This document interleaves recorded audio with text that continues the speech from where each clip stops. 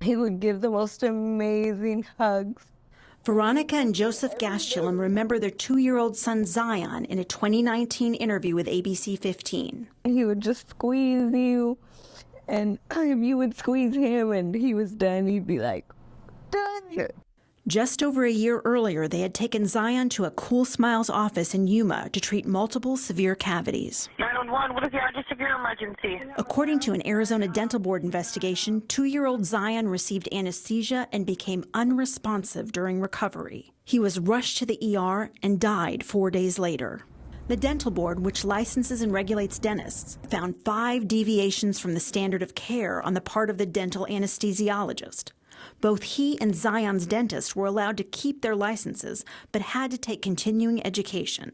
Lawyer Scott Eldridge represented Zion's family and has been involved in other dental malpractice cases.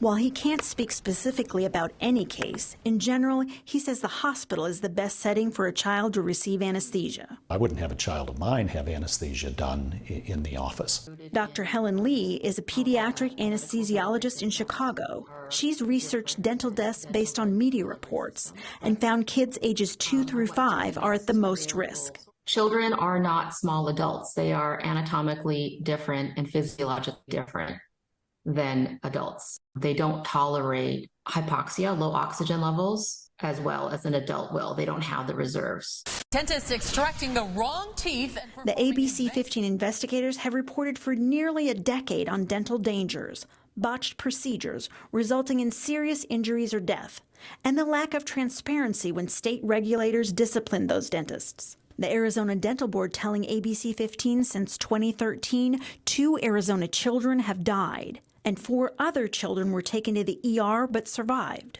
There's no national statistics that we can compare with Arizona's data. That's the problem, is that we don't have any rates. We don't know how many people have an adverse event compared to the total number of people who are sedated. The Arizona Dental Board put together a committee to recommend changes in anesthesia safety. That committee started meeting in January 2020, but 3 years later, no new safety rules. That frustrated some Arizona lawmakers. No one should die in a dental office, period. Arizona State Senator Janae Shamp, also an operating room nurse, sponsored Senate Bill 1602 this spring. That's why I'm here with this bill. I want to make sure that anesthesia in dental offices is safe. I want to make sure that the qualified professionals who provide the anesthesia, high-intensity hospital situations, dental offices, should be no difference. The governor signed the bill into law, which requires a dental board committee to take action on the rules by September 1st. That committee making a full recommendation to the board this week. The dental board, in a statement to ABC 15, said there are layers the board has to go through in order to amend its rules, and the process was slowed by the COVID-19 shutdown. Among the proposed changes, dentists who already have a permit in anesthesiology would have to apply and get an endorsement to give anesthesia or sedation to anyone under age 8, be evaluated every 2 years upon renewal, and have to administer anesthesia to at least 20 pediatric patients within those 2 years.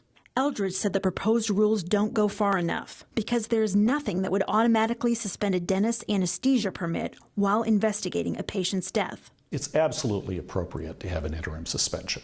Absolutely appropriate because the outcome is so tragic. Cool Smiles and the dentists involved in Zion's care did not respond to requests for comment from ABC 15.